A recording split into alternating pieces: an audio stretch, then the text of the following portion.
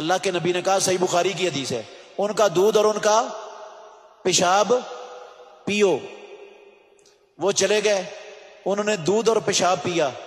اونٹوں کا، ان کے پیٹ ٹھیک ہو گئے، ہیپاٹائٹس سی ختم ہو گئی، تندرست ہو گئے۔ پھر انہوں نے یہ کاروائی کی جو آپ نے خطبے میں سنی ہے، اس چرواہے کو قتل کر کے اونٹ ہا کر بھاگ گئے مرتد ہو کر۔ اس حدیث سے، بخاری شریف کی حدیث ہے، یہ کوئی کہانی نہیں ہے، اس حدیث سے بہت ساری چیزیں معلوم ہوتی ہیں۔ ایک بڑا مسئلہ یہ معلوم ہوتا ہے کہ اونٹ اور تمام وہ جانور جن کا گوشت کھایا جاتا ہے، ان کا پیشاب نجس اور پلید چیز نہیں ہے، نہ ہی حرام ہے۔ معزز ناظرین، آپ نے یہ گفتگو سماعت کی ہے جس میں بتایا یہ جا رہا ہے کہ اونٹوں کا پیشاب پینا جائز ہے، اور یہ حدیث سے ثابت ہے۔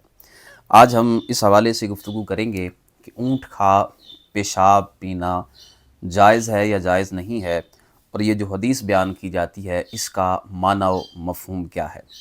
سب سے پہلے یہ بات ذہن میں رکھیں، نبی علیہ السلام کی حدیث ہے، حضرت ابو ہریرہ رضی اللہ تعالیٰ عنہ اس کے راوی ہیں۔ آقا علیہ السلام نے فرمایا، استنزہوا من البول، کہ پیشاب کے چھینٹوں سے بچا کرو، اس لیے کہ اکثر عذاب قبر پیشاب کے چھینٹوں کی وجہ سے ہوتا ہے۔ اب محدثین فرماتے ہیں کہ یہ حدیث مطلق ہے،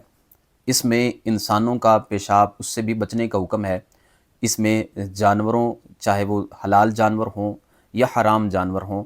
ان کے پیشاب سے بھی بچنے کا حکم دیا گیا ہے، اس لیے کہ حدیث مطلق ہے، مطلقاً پیشاب کا ذکر ہے، اور اس سے بچنے کا حکم ارشاد فرمایا گیا، اور ساتھ میں وعید بھی ذکر کر دی گئی ہے، عذاب بھی ذکر کر دیا گیا ہے کہ اس کی وجہ سے اکثر عذاب قبر ہوتا ہے۔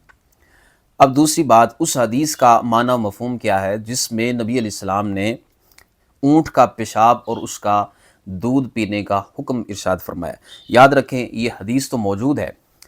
لیکن حدیث کا پڑھ لینا کافی نہیں ہوتا، بلکہ اس کا جو معنی و مفہوم ہے اس کا صحیح طور پہ حاصل کرنا یہ بڑی اہم بات ہوا کرتی ہے۔